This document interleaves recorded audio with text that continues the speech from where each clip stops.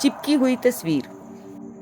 ایک دن شام کے وقت سارا نے اپنی دادی کی پرانی تصاویریں دیکھیں۔ ایک تصویر اس کی توجہ حاصل کر گئی۔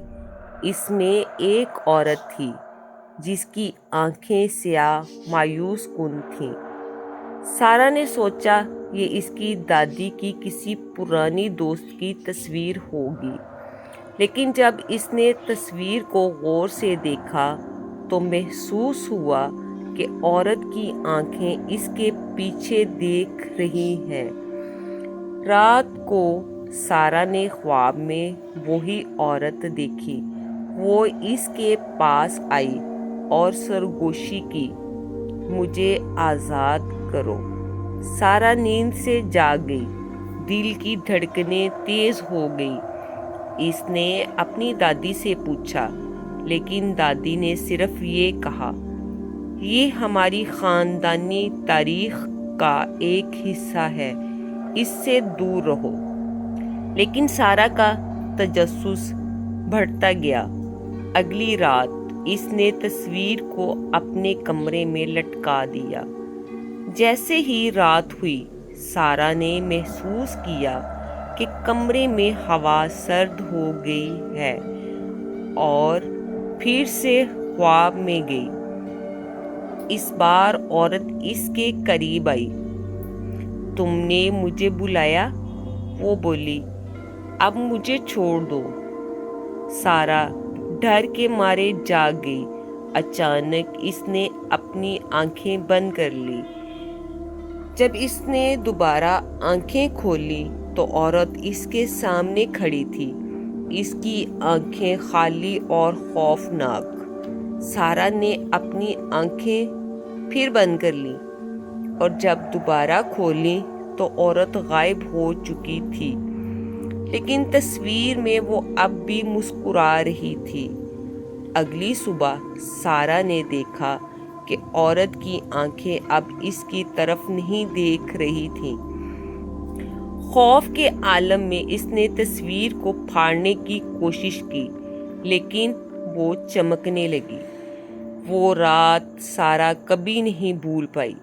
گھر میں موجود ہر تصویر اس کی طرف متوجہ ہو گئی، اور جب بھی وہ رات کو سوتی، وہ عورت ہمیشہ اس کے خوابوں میں آتی، سرگوشی کرتی، مجھے آزاد کر دو۔ سارا کی زندگی خوف اور بے چینی میں گزرتی رہی۔ ہر رات عورت اس کے خوابوں میں آتی رہی اور وہ دن بہ دن کمزور ہوتی گئی۔ آخر کار اس نے فیصلہ کیا کہ اسے اس مسئلے کا سامنا کرنا ہوگا۔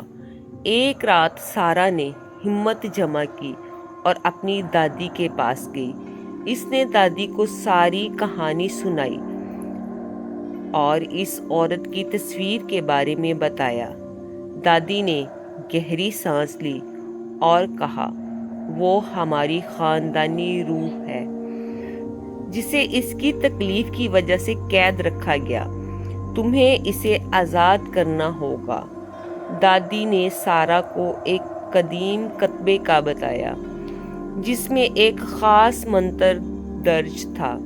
سارا نے وہ منتر پڑھنا شروع کیا اور جیسے ہی وہ اپنی آواز بلند کرتی گئی، کمرے میں ہوا کا جھونکا آیا، تصویر چمکنے لگی اور عورت کی شکل آہستہ آہستہ واضح ہونے لگی۔ مجھے آزاد کرو، عورت کی آواز گونجی۔ سارا نے منتر جاری رکھا اور اچانک ایک چمکدار روشنی نے پورے کمرے کو بھر دیا۔ عورت کی روح نے ایک آخری سرگوشی کی، شکریہ، اور پھر وہ روشنی بھی گم ہو گئی۔ اگلی صبح سارا نے دیکھا کہ تصویر اب خالی ہے۔ عورت کی آنکھیں اب اس کی طرف نہیں دیکھ رہی تھیں، بلکہ ایک مسکراہٹ کے ساتھ چمک رہی تھیں۔